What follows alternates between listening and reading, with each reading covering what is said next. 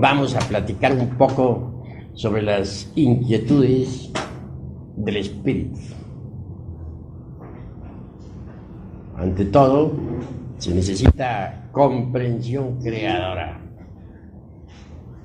Lo fundamental en la vida es realmente llegar uno a conocerse a sí mismo. De dónde venimos, para dónde vamos, cuál es el objeto de la existencia, para qué vivimos, por qué vivimos, etcétera, etcétera, etcétera. Ciertamente es aquella frase que se puso en el frontispicio del templo de Delfos, es axiomática. Nocete ipsum, hombre, conócete a ti mismo y conocerás al universo y a los dioses. Conocerse a sí mismo es lo fundamental. Todos creen que se conocen a sí mismos y realmente no se conocen. Así que es necesario llegar al pleno conocimiento de sí mismos. Esto requiere incesante autoobservación. Necesitamos vernos tal cual somos. Desafortunadamente las gentes admiten fácilmente que tienen un cuerpo físico, mas cuesta trabajo que comprendan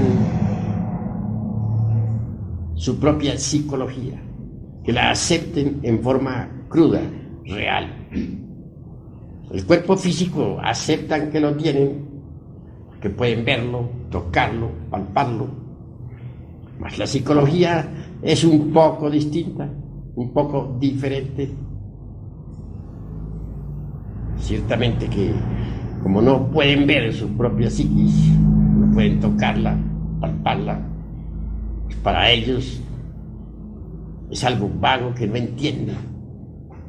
Cuando alguna persona comienza a observarse a sí misma, es señal inequívoca de que tiene intenciones de cambiar. Cuando alguien se observa a sí mismo, se mira a sí mismo, nos está indicando que se está volviendo diferente a los demás. En las diversas circunstancias de la vida podemos nosotros autodescubrirnos. Es de los distintos eventos de la existencia de los que nosotros podemos sacar el material psíquico necesario para el despertar de la conciencia. En relación, pues, con las personas, ya sea en la casa, ya sea en la calle, en el campo, en la escuela, en la fábrica, etcétera. Los defectos que llevamos escondidos afloran espontáneamente. Y si estamos alertas y vigilantes como el vigía en época de guerra, entonces los vemos. Defecto descubierto debe ser comprendido íntegramente en todos los niveles de la mente. Si por ejemplo pasamos por una escena de ira, supongamos, tendremos que comprender todo lo que sucedió. Supongamos que tuvimos una pequeña riña, tal vez llegamos a un almacén, pedimos algo, el empleado nos trajo otra cosa que nosotros no habíamos pedido, entonces nos irritamos ligeramente. Señor, le decimos, pero si he pedido es tal cosa y usted me está trayendo tal otra. ¿No se da cuenta que usted que estoy de afán? No puedo perder mi tiempo. He ahí una pequeña riña. un pequeño disgusto. Es obvio que necesitamos comprender qué fue lo que pasó. Si llegamos a casa, debemos de inmediato concentrarnos profundamente en el hecho sucedido. Y si ahondamos en los motivos profundos que nos hicieron actuar en esa forma y de esa manera y regañar al empleado o al mozo porque no nos trajo lo que habíamos pedido, venimos a descubrir nuestra propia autoimportancia. Es decir, nos hemos venido a creer muy importantes. Obviamente ha habido en nosotros eso que se llama engreimiento, orgullo, irritabilidad, ahí va impaciencia, ahí varios defectos. La impaciencia es un defecto, el engreimiento es otro defecto, la autoimportancia, sentirnos muy importantes, ahí otro defecto, el orgullo, sentirnos muy grandes y ver con desprecio al mozo que nos estaba sirviendo. Todos esos motivos nos hicieron comportarnos en forma inarmónica. De paso hemos descubierto varios yoes que deben ser trabajados, comprendidos. Habrá de estudiarse a fondo lo que es el yo del engreimiento. Habrá de comprendérsele totalmente. Habrá de analizársele. Habrá de estudiarse a fondo lo que es el yo del orgullo.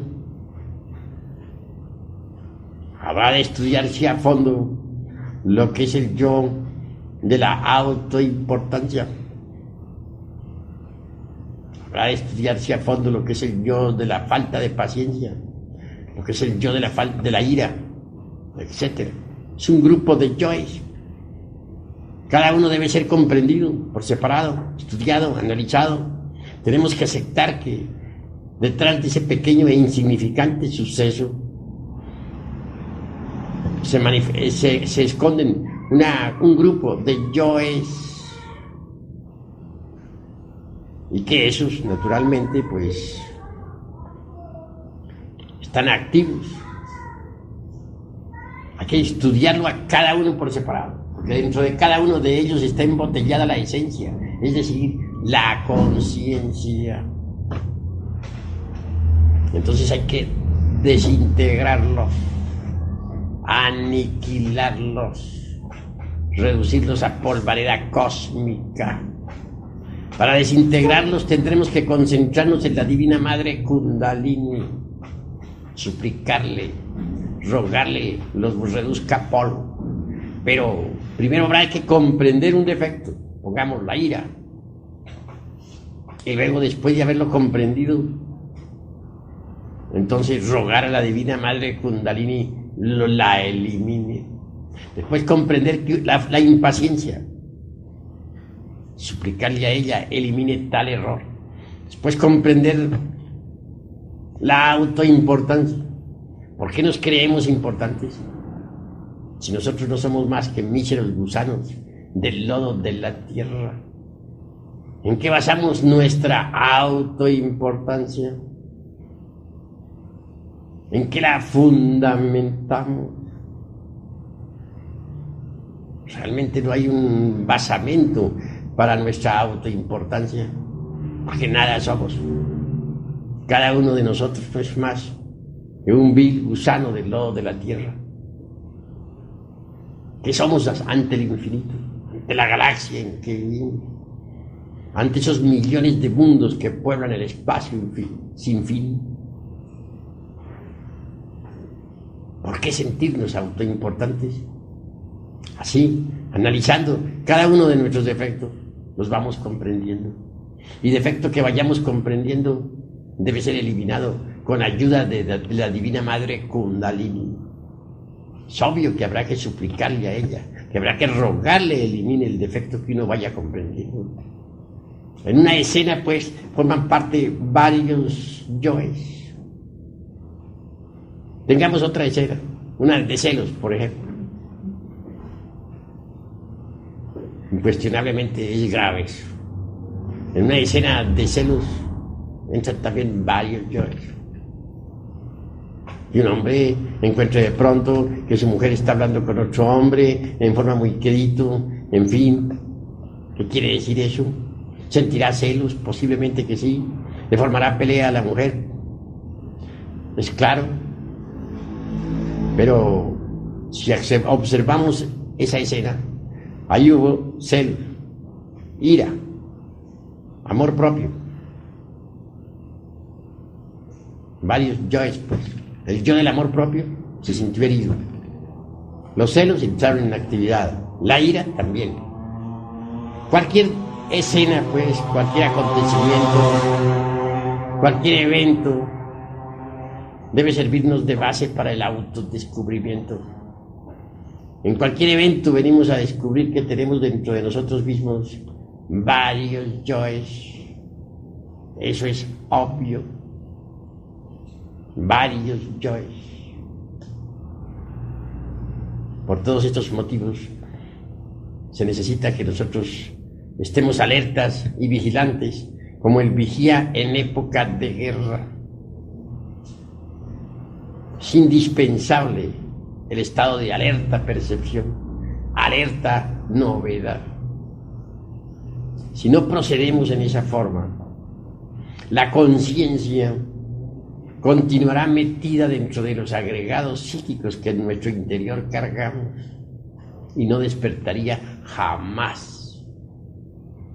Tenemos que comprender que estamos dormidos. Si la gente estuviera despierta, podría ver, tocar y palpar las grandes realidades de los mundos superiores.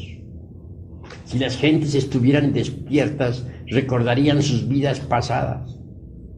Si las gentes estuvieran despiertas, verían la tierra tal como es. Actualmente no están viendo la tierra tal como es. Las gentes de la Lemuria veían el mundo como es. Sabían que el mundo tiene 9 dimensiones por todo. Diríamos 7 fundamentales. Y veían al mundo pues en forma multidimensional. En el fuego percibían las salamandras o criaturas del fuego. En las aguas percibían a las criaturas acuáticas, a las ondinas, a las nereidas. En el aire era claro para ellos, eran claros para ellos los silfos. Y dentro del elemento tierra veían a los gnomos. Cuando levantaban los ojos hacia el infinito, podían percibir a otras humanidades planetarias. Los planetas del espacio eran visibles para los antiguos en forma distinta, pues veían el aura de los planetas y también podían percibir a los genios planetarios. Pero cuando la conciencia humana quedó enfrascada entre todos esos yoes o agregados psíquicos que constituyen el mí mismo, el yo mismo, el ego, entonces la conciencia se durmió. Ahora se procesa en virtud de su propio embotellamiento. En tiempos de la Lemuria, cualquier persona podía ver por lo menos la mitad de un holtapannas. Un holtapannas equivale a 5,5 millones de tonalidades del color. Cuando la conciencia que se quedó metida entre el ego, los sentidos degeneraron. En la Atlántida ya tan solo se podría percibir 1/3 de las tonalidades del color. Y ahora apenas sí se perciben los 7 colores del espectro solar y unas pocas tonalidades. Las gentes de Lemuria eran diferentes. Para ellos las montañas tenían alta vida espiritual. Los ríos para ellos eran el cuerpo de los dioses. La tierra entera era perceptible para ellos como un gran organismo viviente. Era otro tipo de gentes, diferentes, distintas. Ahora, desgraciadamente, la humanidad ha involucionado atrozmente. Por estos tiempos, la humanidad está, pues, en estado de... entre todos los yoes que llevamos en nuestro interior. Los psicólogos normalmente creen que tenemos un solo yo y nada más. En Gnosis se piensa diferente. En Gnosis sabemos que la ira es un yo, que la codicia es otro yo, que la lujuria es otro yo, que la envidia es otro yo, que el orgullo es otro yo, que la gula es otro yo, etcétera, etcétera, etcétera. Virgilio, el poeta de Mantua, el autor de la Eneida, decía que aunque tuviéramos 1000 lenguas para hablar y para dar día cero, no alcanzaríamos nosotros a contar nuestros defectos, a enumerar nuestros defectos cabalmente. Son tantos. ¿Y dónde vamos a descubrirlos? Solamente en el terreno de la vida práctica se hace posible el autodescubrimiento. Cualquier escena callejera es suficiente para saber cuántos yoes entraron en actividad.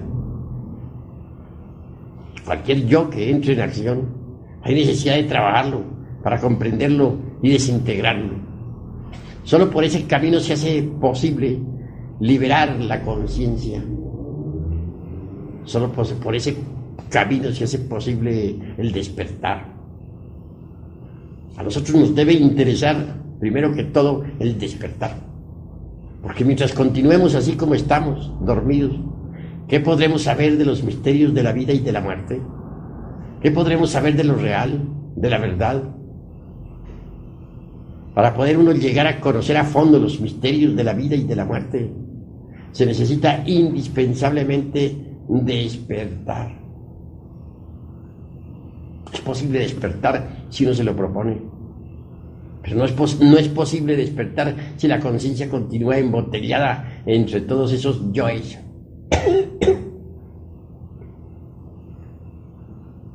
Vivimos dentro de un mecanismo bastante complicado.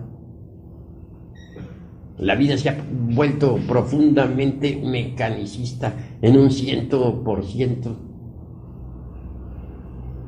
La ley de recurrencia es terrible. Todo se repite. La vida podríamos compararla a una rueda que está girando incesantemente sobre sí misma. Pasan los acontecimientos una y otra vez, siempre repitiéndose. En realidad, de verdad, nunca hay una solución final para los problemas. Cada cual carga problemas, pero la solución final en realidad de verdad no existe. Porque si hubiera una solución final para los problemas que uno tiene en la vida, esto significaría que la vida no sería vida, sino muerte. Así pues, la solución final no se conoce. Gira la rueda de la vida, siempre pasando los mismos acontecimientos, repitiéndolos en forma más o menos modificada, más o menos alta o baja, pero repitiéndolos. Llegar a la solución final, impedir que la repetición de eventos o circunstancias se prosiga, es algo más que imposible. Entonces lo único que tenemos nosotros es que aprender a saber cómo vamos a reaccionar ante las distintas circunstancias de la vida. Si siempre reaccionamos de la misma forma, si siempre reaccionamos con violencia, si siempre reaccionamos con lujuria, si siempre reaccionamos con codicia ante los hechos diversos que se repiten una y otra vez en cada existencia humana, pues no cambiaríamos nunca. Porque los acontecimientos que ustedes están viviendo actualmente ya los vivieron en la pasada existencia. Esto significa que, por ejemplo, si ahora están ustedes sentados escuchándome, En la pasada existencia también estuvieron sentados escuchándome. No sea aquí mismo, en esta casa, pero sí en cualquier lugar de la ciudad. Así también, en la antepasada estuvieron sentados escuchándome. En la trasantepasada estuvieron también sentados escuchándome. Y yo estuve hablándole a ustedes. Es decir, siempre esta rueda de la vida está girando y los acontecimientos van pasando. Siempre son los mismos. Así pues, es imposible impedir que los acontecimientos dejen de repetirse. Lo único que podemos hacer es cambiar nuestra actitud hacia los acontecimientos de la vida. Si nosotros aprendemos a no reaccionar ante ningún impacto proveniente del mundo exterior, si aprendemos a ser serenos, impasibles, entonces sucederá que podremos evadir o podremos evitar que los acontecimientos produzcan en nosotros los mismos resultados. Supongamos que, vamos a ver, por ejemplo, en una pasada existencia, por ejemplo, estuve platicando aquí con su hermano gnóstico, el doctor, ¿cómo es tu nombre? Humberto Díaz. Humberto Díaz, sobre un acontecimiento que cité en mi libro titulado El misterio del áureo florecer. Hablábamos de aquella existencia en la cual me llamé yo Juan Conrado, tercer gran señor de la provincia de Granada, en la antigua España, en la época de la Inquisición, cuando el inquisidor Torquemada hacía desastres en toda Europa, quemaba viva a la gente en la hoguera. Ciertamente había yo llegado a él con el propósito de pedir una amonestación cristiana para alguien. Tratábase de un conde que me saería constantemente con sus palabras, que hacía mofa de mí, etc. En aquella época andaba yo de bodhisattva caído, y por cierto que no era una mansa oveja. El ego estaba bien revivo, pero quería evitar un nuevo duelo, no por temor, sino porque ya estaba cansado de tantos duelos, pues tenía fama de ser un gran espadachín.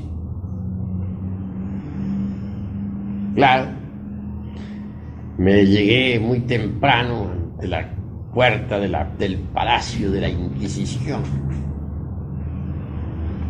Un fraile ahí, monje azul, estaba a la puerta. Me dice: qué milagro de verle a usted, señor Marqués, por aquí. Muchas gracias, le dije, su reverencia. Vengo a solicitar una audiencia con el señor inquisidor, Monseñor Tomás de Torquemada. Imposible, dijo. Hoy hay muchas visitas.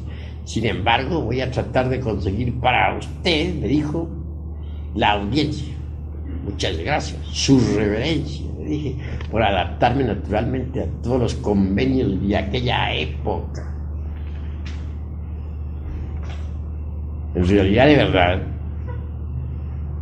tenía que adaptarse uno, o de lo contrario, pues, se le ponía la cosa grave. En todo caso, el monje aquel desapareció como por encanto, y aguardé pacientemente que regresara. Al fin regresó. Ya de regreso, me dice: está conseguida para usted la audiencia, señor Marqués. Puede pasar. Y pasé. Atravesé un patio, Llegué a un gran salón que estaba en tinieblas. Pasé a otro salón que estaba también en profundas tinieblas. Por último, a un tercer salón. Ese estaba iluminado por una lámpara. La lámpara se hallaba colocada sobre una mesa. Ante la mesa estaba sentado el inquisidor don Tomás de Torquemada. Nada menos que el gran inquisidor. Un ser, pues, cruel. Sobre su pecho caía una gran cruz. Se encontraba en un estado aparentemente beatífico, con las manos puestas sobre el pecho. Al verme, yo también no hice más que saludarle con todas las reverencias de la época. Me dijo: siéntese usted, señor Marqués, ¿qué lo trae a usted por aquí? Entonces le dije: vengo a solicitar una amonestación cristiana para el conde don fulano de tal y tal y tal, de 50.000 nombres y apellidos, que lanza sus sátiras contra mí, mofas, burlas, y no tengo ganas de otro duelo más. Quiero evitar un nuevo duelo. Oh, no se preocupe usted, señor Marqués, me respondió. Ya tenemos muchas quejas contra ese condecito aquí en la casa inquisitorial. Vamos a hacerlo aprehender. Le llevaremos a la torre de martirio, le levantaremos, le meteremos los pies entre carbones encendidos para quemarle bien los pies, para que sufra. Le levantaremos las uñas de las manos, le echaremos plomo derretido en las uñas, lo torturaremos y después lo llevaremos a la plaza pública y lo quemaremos en la hoguera. Bueno, yo no había pensado ir tan lejos, únicamente iba a pedir una amonestación cristiana. Claro, quedé perplejo al escuchar a Torquemada hablando en esa forma. Luego con las manos puestas sobre el pecho, en una actitud beatífica. Aquello me causó horror. No pude menos que manifestar mi descontento. Decirle, pues, usted es un perverso. Yo no he venido a pedirle que queme vivo a nadie, ni que venga usted a torturar a nadie. Únicamente he venido a pedirle una amonestación cristiana y eso es todo. Ahora se dará cuenta usted porque no estoy de acuerdo con su secta. Y en fin, pronuncié otras tantas palabras y lancé algunos tantos gritos que por ahora me reservo, con un lenguaje un poquito altisonante, motivo más que suficiente como para que aquel alto dignatario de la Inquisición dijera: ¿con qué esas tenemos, señor Marqués? Hizo sonar una campana y apareció un grupo de caballeros armados hasta los dientes. Se puso de pie aquel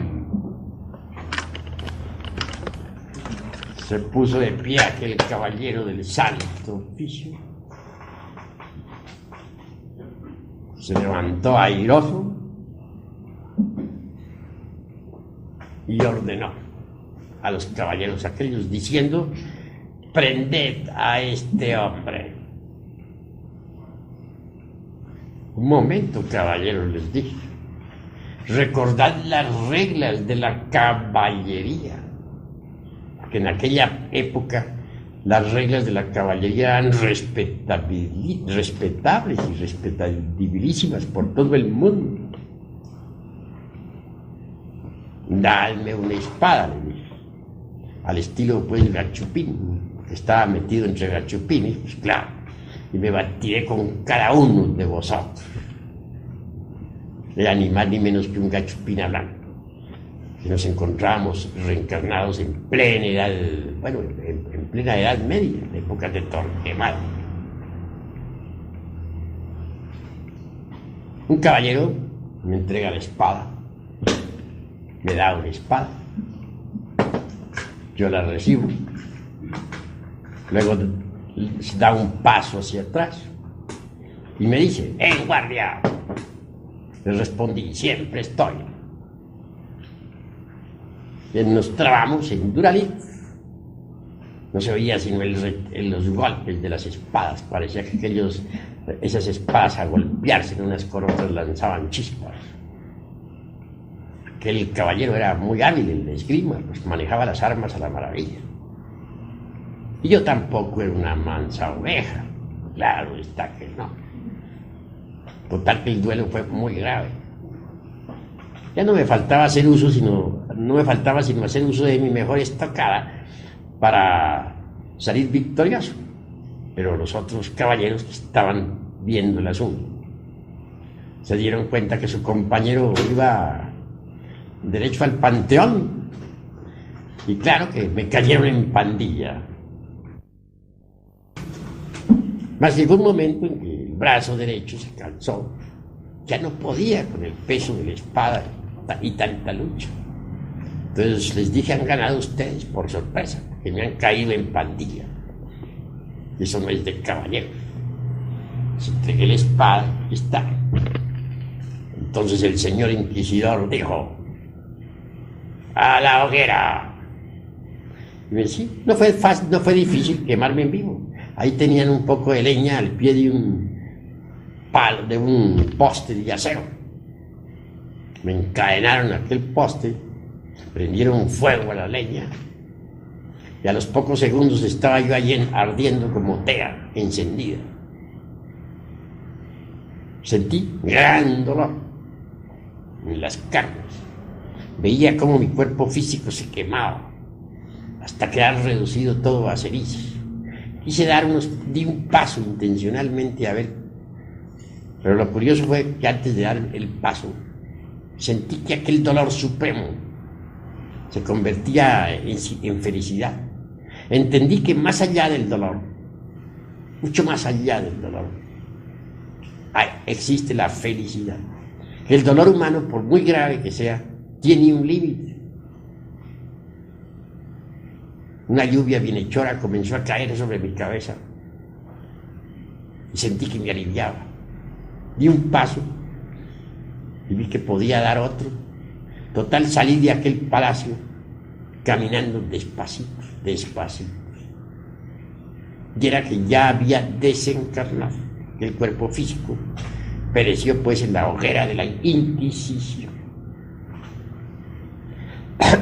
Hoy, por ejemplo, al repetirse un evento de esos en mi vida, estoy seguro que ya no iría a una hoguera, ni a un paredón, ni algo por el estilo. ¿Por qué? Porque hoy, al no tener ya esos yoes de la ira, de la impaciencia, escucharía al inquisidor serenamente, impasible.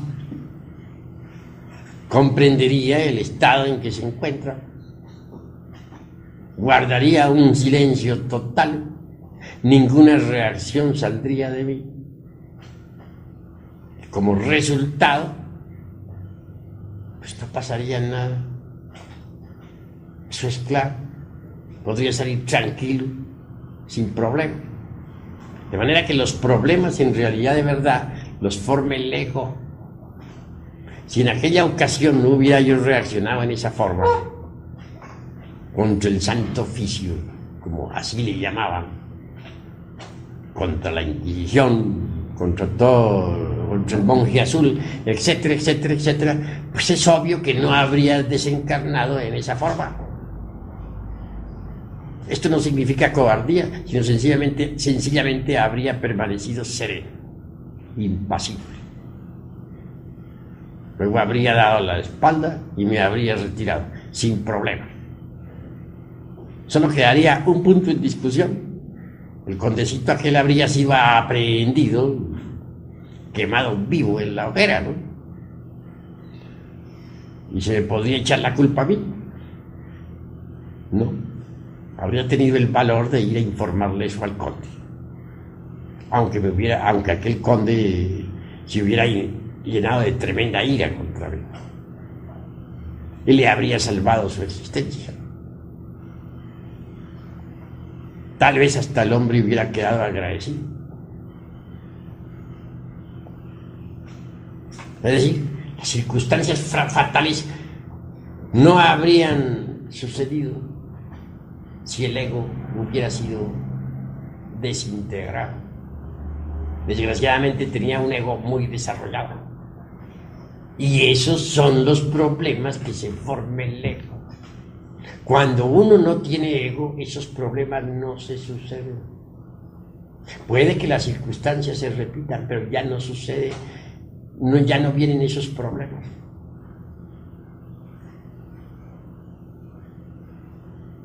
La cruda realidad es que los eventos pueden estarse repitiendo, pero lo que nosotros tenemos es que modificar nuestra actitud hacia los eventos.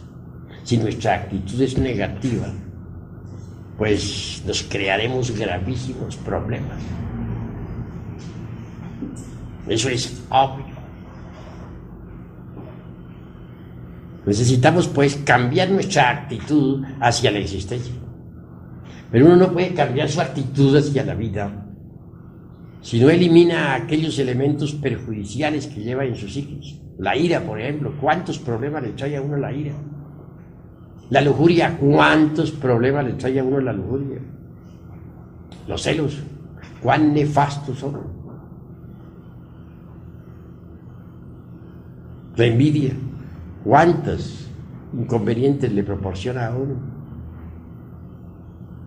Uno tiene que cambiar su actitud ante las distintas circunstancias de la vida. Estas se repiten con uno o sin uno, pero se repiten. Pueden repetirse sin uno o con uno, pero se repiten. Lo que importa es que uno cambie su actitud hacia las distintas circunstancias de la vida. Es decir, necesitamos nosotros autoconocernos profundamente. Si nos autoconocemos, descubrimos nuestros errores. Y si los descubrimos, los eliminamos. Y si los eliminamos, despertamos. Y si despertamos, venimos a conocer los misterios de la vida y de la muerte. Venimos a experimentar eso que no es del tiempo. Eso que es la verdad. Pero mientras nosotros continuemos con la conciencia embotellada entre el ego, entre el yo, o entre los yoes, obviamente no sabremos nada de los misterios de la vida y de la muerte. No podremos así experimentar lo real. Viviremos en la ignorancia. Se hace pues urgente e inapasable cumplir con la máxima de Pitágoras, de Tales de Mileto: nocete ipsum, hombre, conócete a ti mismo, y conocerás al universo y a los dioses. Todas las leyes de la naturaleza están dentro de uno mismo. Y si uno no las descubre dentro de uno mismo, tampoco las puede descubrir fuera de sí mismo. Así pues, dentro de uno está el universo. El hombre está contenido en el universo, y el universo está contenido en el hombre. Si descubrimos al universo dentro de nosotros mismos, pues lo descubrimos realmente. Pero si dentro de sí mismos no lo descubrimos, tampoco lo podremos descubrir fuera de sí mismos. Eso es obvio. Existen en nosotros posibilidades extraordinarias, pero ante todo debemos partir del principio de nocete ipsum, hombre, conócete a ti mismo, y conocerás al universo y a los dioses. La personalidad, por ejemplo, la falsa personalidad, por ejemplo, es óbice para la verdadera felicidad. Todo ser humano tiene una falsa personalidad que está formada por el engreimiento, por la vanidad, por el orgullo, por el temor, por el egoísmo, por la ira, por la autoimportancia, por el autosentimentalismo, etcétera. La falsa personalidad es verdaderamente problemática, pero está dominada por ese tipo de yoes que he enumerado. Mientras uno posea la falsa personalidad, en modo alguno habrá de conocer la real felicidad. ¿Cómo la conocería? Si uno quiere ser feliz, y todos tenemos derecho a la felicidad, tiene que empezar por eliminar la falsa personalidad. Pero para poder eliminar la falsa personalidad, tiene uno que eliminar los yoes que la caracterizan, los que he enumerado. Eliminados esos yoes, entonces todo cambia. Se crea en nuestra conciencia un centro de gravedad continua y deviene un estado de felicidad extraordinaria. Pero mientras exista la falsa personalidad, la felicidad no es posible. Debemos tener en cuenta todo eso si es que realmente nosotros anhelamos algún día ser felices. Incuestionablemente, lo más importante en la vida práctica viene a ser precisamente fabricar, o digo yo, cristalizar en la humana personalidad eso que se denomina alma.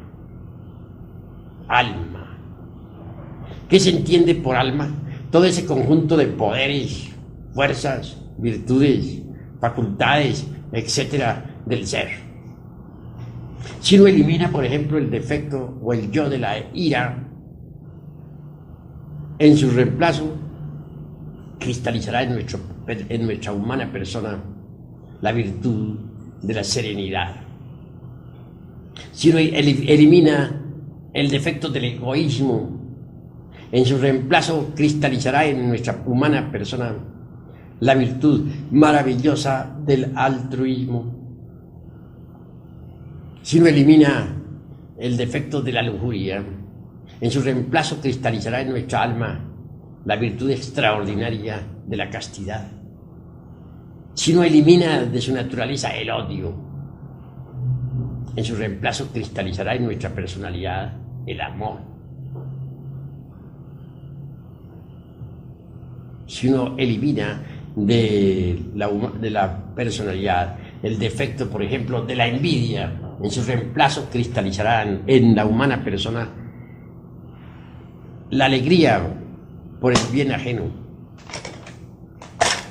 la filantropía, etcétera.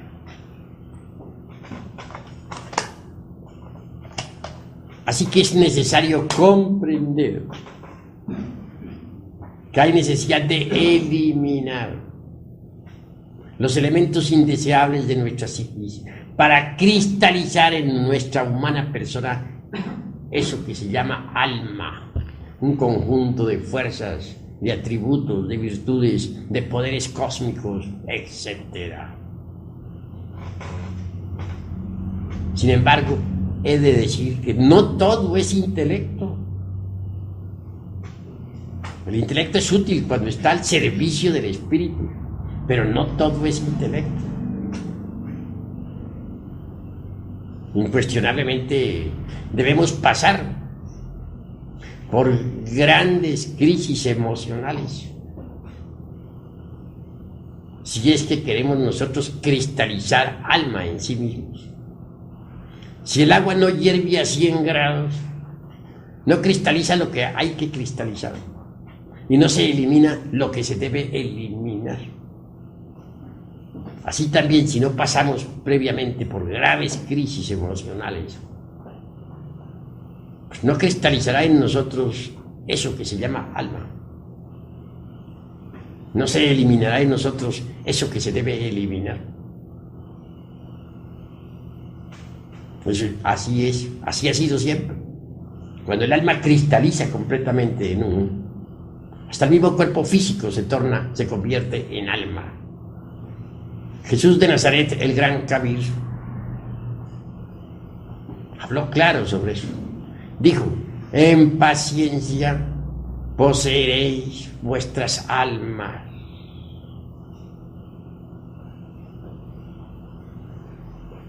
Las gentes no poseen su alma, el alma les posee. El alma de cada persona sufre cargando con un fardo abrumador. La persona. Poseer el alma es algo muy distinto. Pero escrito está: en paciencia poseeréis vuestras almas. Hay yoes muy difíciles de eliminar. Defectos terribles. Yoes que están en relación con la ley del karma.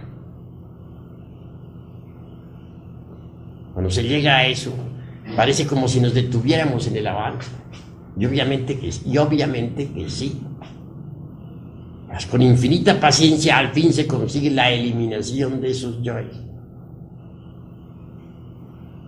La paciencia y la serenidad son facultades extraordinarias o virtudes magníficas, necesarias para avanzar por este camino de la transformación radical. En mi libro Las Tres Montañas hablo precisamente sobre la cuestión de la paciencia y de la serenidad. Un día, estando en el monasterio, aguardábamos un grupo de hermanos impacientemente al abad, al hierofante, mas este tardaba. Y pasaban las horas y este tardaba. Nosotros, todos estaban preocupados. Habían allí algunos maestros, claro, muy respetabilísimos, pero llenos de impaciencia. Se paseaban, pues, dentro del salón, iban, venían, se jalaban el cabello, se rascaban la cabeza, se jalaban las barbas, impacientes. Yo permanecía sereno, tranquilo, pacientemente aguardaba. Únicamente me causaban curiosidad esos hermanitos impacientes. Permanecía tranquilo. Al fin, después de varias horas, se presentó el maestro. Y dirigiéndose a todos, les dijo: a ustedes les faltan dos virtudes que este hermano tiene. Y me señaló a mí. Luego, dirigiéndose a mí, me dice: dígales usted, hermano, ¿cuáles son esas dos virtudes? Entonces yo me puse de pie y dije: hay que saber ser pacientes, hay que saber ser serenos. Todos quedaron perplejos. Enseguida el maestro trajo una naranja, que es símbolo de esperanza, y me la entregó, aprobándome. Quedé aprobado para entrar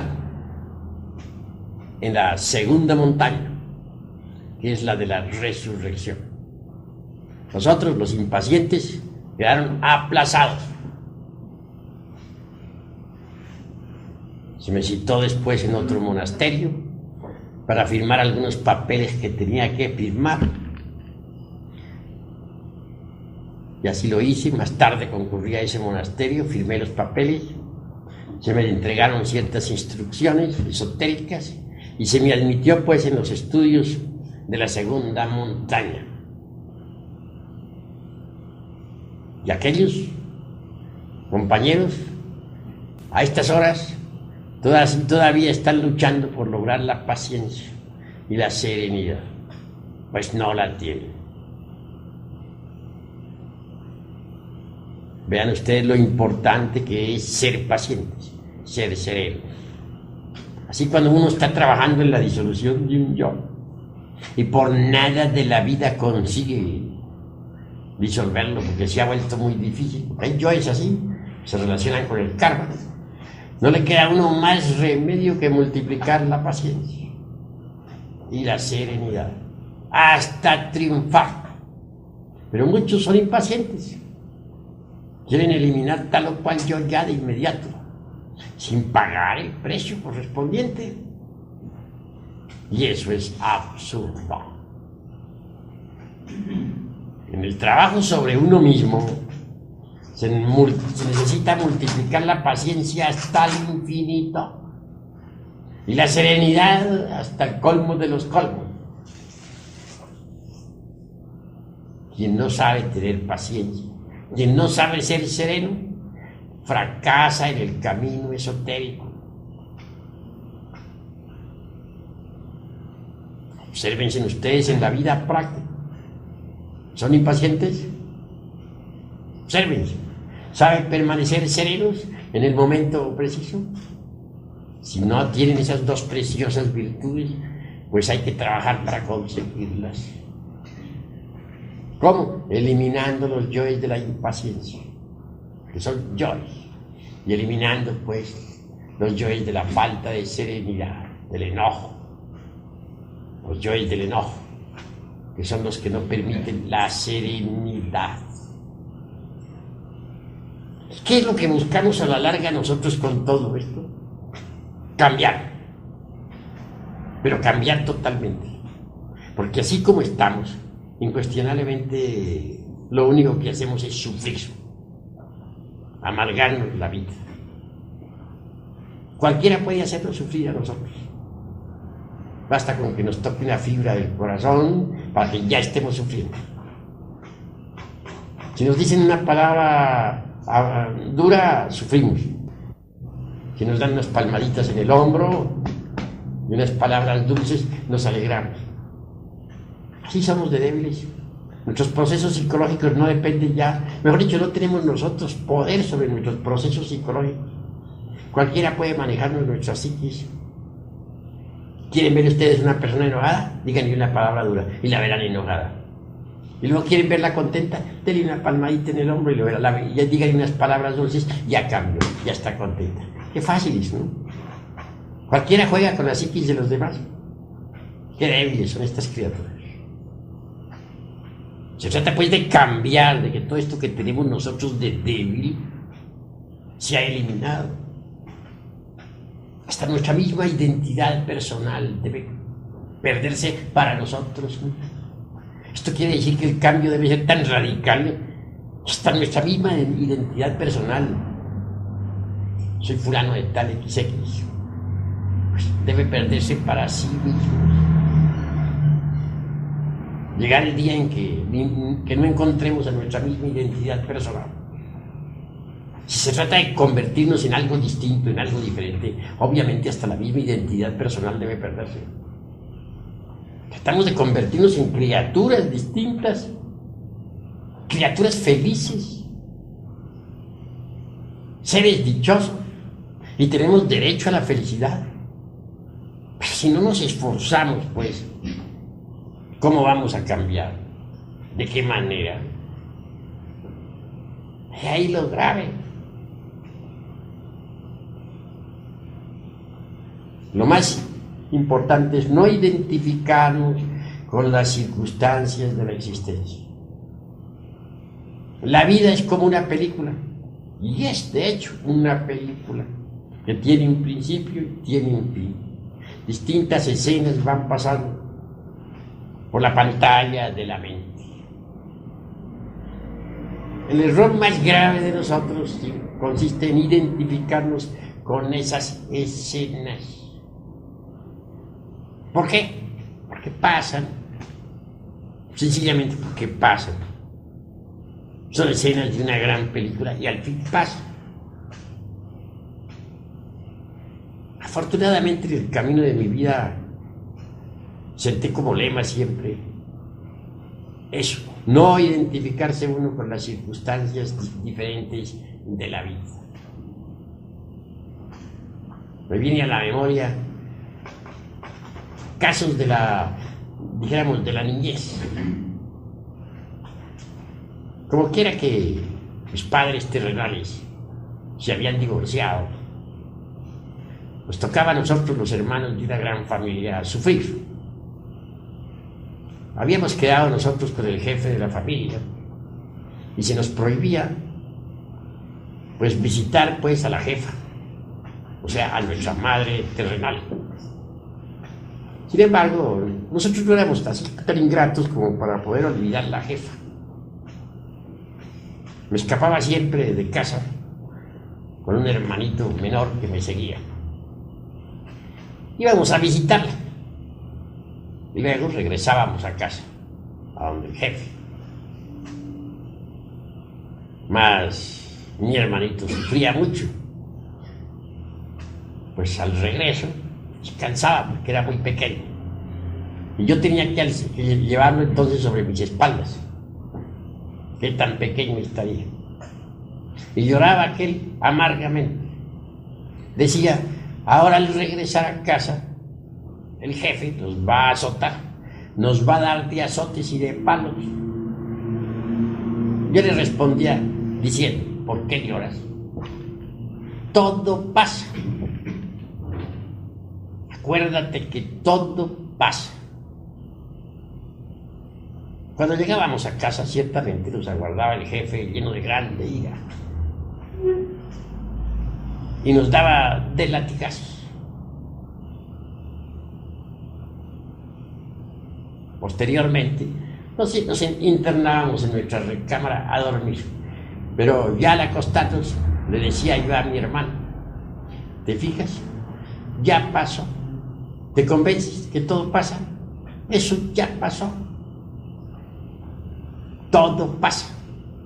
Un día de esos tantos, nuestro jefe alcanzó a oír cuando yo le decía a mi hermano: todo pasa, eso ya pasó.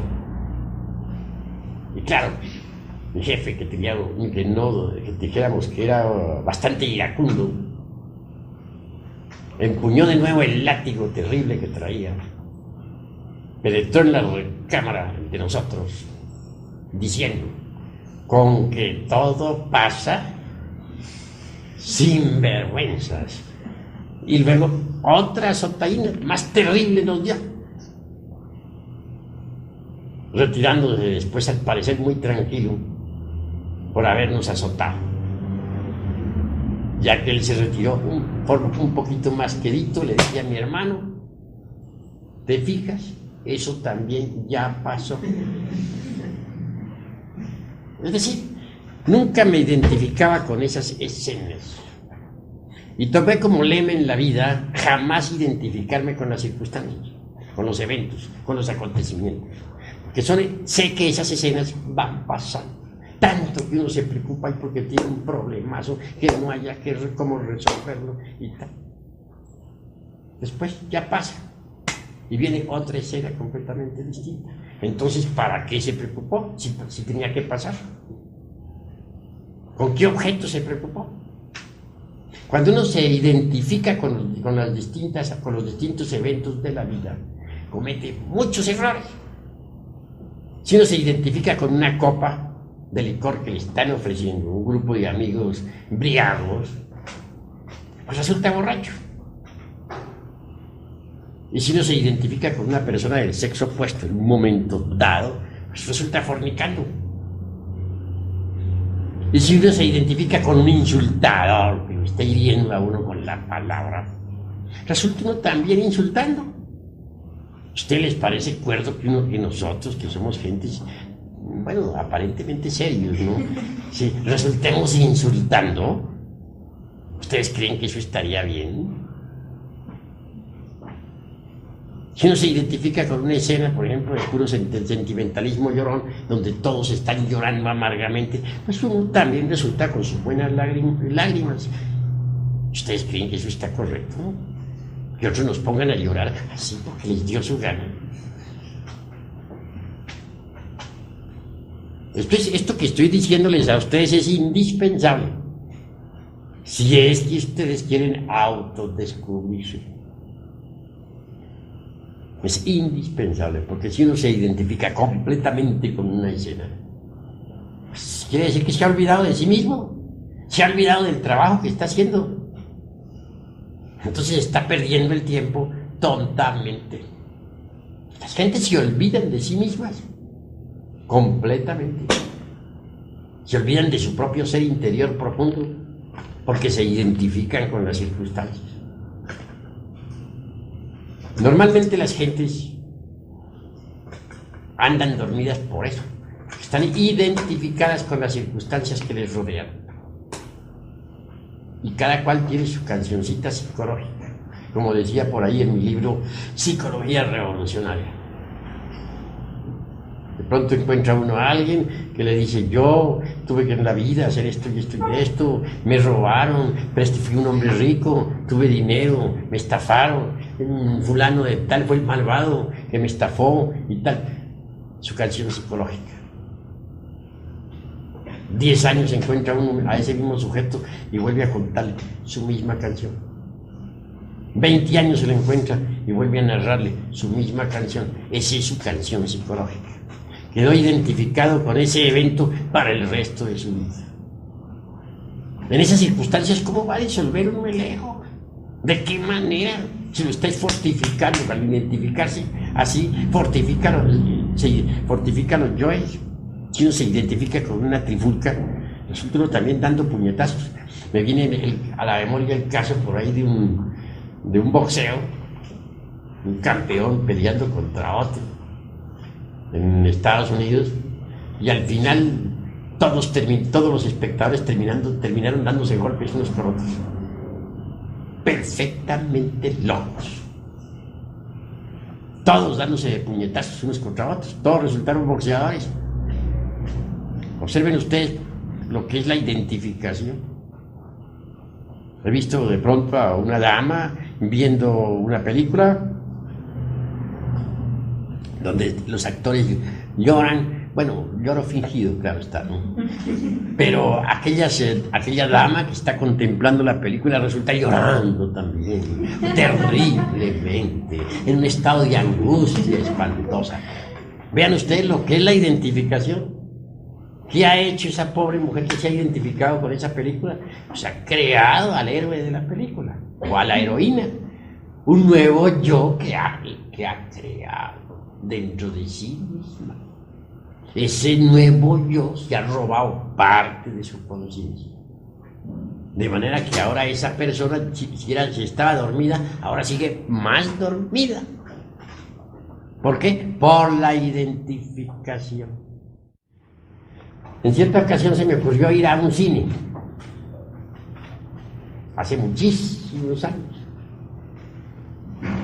La película pues estaba muy romántica, allí aparecían un par de enamorados que se querían, que se adoraban, que no sé qué. Bueno, y yo muy interesado en ver al par de enamorados.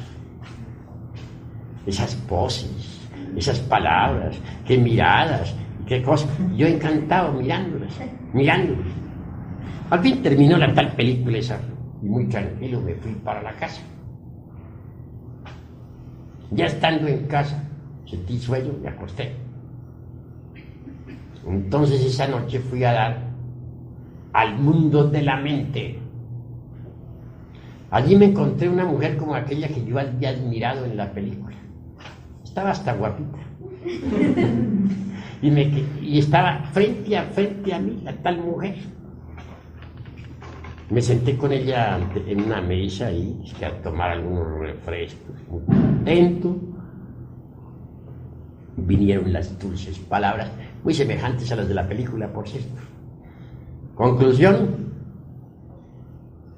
Bueno, no llegué hasta la cópula química ni nada por el estilo, pero no faltaron los besos, los abrazos, las caricias, las ternuras y 50.000 cosas por el estilo. Les estoy narrando de una historia sucedida hace 20 años, no es ahora, porque ahora ya no voy a cine. Pero en aquella época sí, iba a algún cine. Me parecía que era una diversión sana, así creía yo. Conclusión, la escena no estaba muy buena, un poquito erótica. De pronto cambió el panorama y descendí del mundo de la mente al mundo astral. Son dos mundos diferentes. Ya al llegar al mundo astral me encontré dentro de un gran templo y pude verificar que un maestro me había estado analizando. Claro, en mi interior me dije, metí la pata. Me retiré a unos pocos pasos a guardar a ver qué sucedía. Y de pronto el maestro aquel me envía un papel con el guardián del templo. El guardián me lo entregó. Leí el papel, decía, retírese usted inmediatamente de este templo, pero con INRI. Con INRI es conservando el fuego, puesto que no había propiamente fornicado, no pasaba de las ternuras. Bueno, total que entonces dije yo, bueno, ni modo, esto está grave. Muy despacio salí, avancé por la nave, por el corredor de la nave central, y antes de salir fuera del templo, en un reclinatorio, me arrodillé humildemente, pidiendo pues compasión, ¿no? Que tuviera un poquito de piedad por mi insignificante persona, que sí había estado metiendo la pata, pero que ni modo, en fin, ¿no? Conclusión, así estaba yo en mi plegaria y oración, cuando de pronto viene el guardián nuevamente hacia mí y me dice, señor, se le ha ordenado a usted que se retire. Y hay forma más severa. Ni modo, dije. Pero era que quería hablar yo con el maestro, le dije. Claro, ir a exponerle mis razones, ¿no? Entonces, me respondió, el maestro está ahora ocupado. Está examinando otras efigies del mundo mental. Entonces ahí fue donde vine a darme cuenta que yo ya estaba ahora con una efigie mental creada por mí mismo. La había creado en pleno cine. Y esa efigie había tomado vida propia en el mundo mental. Era una mujer exactamente igual a la actriz que había visto en la película. Total que en mi pobre mente la había reproducido. Y ahora en el mundo de la mente me había encontrado cara a cara con tal efigie creada por mí mismo. El maestro continuaba examinando otras efigies de otros, y ya no me quedó más remedio que salirme del templo. Volví a mi cuerpo físico. La otra noche, durante todo el día siguiente estuve muy triste, lamentando haber ido a cine. Qué metida de pata, dije, no he debido haber ido, vea lo que fui yo a crear, una efigie mental. Es decir, estuve muy amargado. Aguardaba así que llegara la noche a ver qué quedábamos. Pedí perdón 50.000 millones de veces al Cristo íntimo, porque dije, él es el único que podrá perdonarme de ese metidón de pata. Y al otro día, a la noche siguiente, pedí de todo corazón que me repitieran la prueba, que me sentía capaz de salir victorioso, que no más ternuras ni más caricias para ese efigie mental, etc. Y ciertamente me concedieron la repetición de la prueba. Me llevaron en cuerpo mental al mismo lugar, a la misma mesa. Volví a encontrarme otra vez con la dama de los ensueños, la actriz que había visto en la pantalla. Ya iban a empezar las ternuras nuevamente y me acordé de la cuestión. Inmediatamente desenvainé la espada flamígera y dije, conmigo tú no puedes, tú no eres más que una forma mental creada por mi propia mente. Y ahí mismo hice uso de la flamígera, volví pedazos ese efigie mental, se volvió polvo. Pasado eso, entonces fui nuevamente llamado al templo astral. Y entré al templo astral, esta vez victorioso. Triunfante, me recibieron con mucha música y mucha fiesta nuevamente. Después vinieron las instrucciones diciéndoseme que no volviera a cine, porque podría perder la espada. Me llevaron en astral a mostrarme lo que son los cines. Vi que estaban llenos de efigies mentales, las efigies que dejaban los espectadores. Que todo lo que uno está viendo ahí en pantalla, sobre todo cuando es morboso, todo eso se reproduce en la mente de las gentes, las mismas figuras, las mismas formas. Y los que salen dejan multitud de formas mentales en esos antros de la magia negra. Conclusión, se me dijo que en vez de estar viendo cines, repasara mis vidas anteriores. que eso era más útil que estar yendo a esos cines. Yo cumplí con la orden, pues claro, y dejé de ir a cines. Pero ¿qué fue lo que me perjudicó? Pues haberme identificado con aquella película que estaban dando. Me pareció tan interesante y la dama aquella me pareció tan hermosa en aquella época que yo mismo llegué a sentirme siendo el galán y no el de la pantalla, sino yo. Resultado, fracaso. Eso sucedió hace 20 años, pero no, o unos 22 años, pero no se me ha olvidado. Uno nunca debe identificarse con nada de lo que vea en la vida, con las circunstancias, con los eventos desagradables, nada. Todo pasa, todo pasa.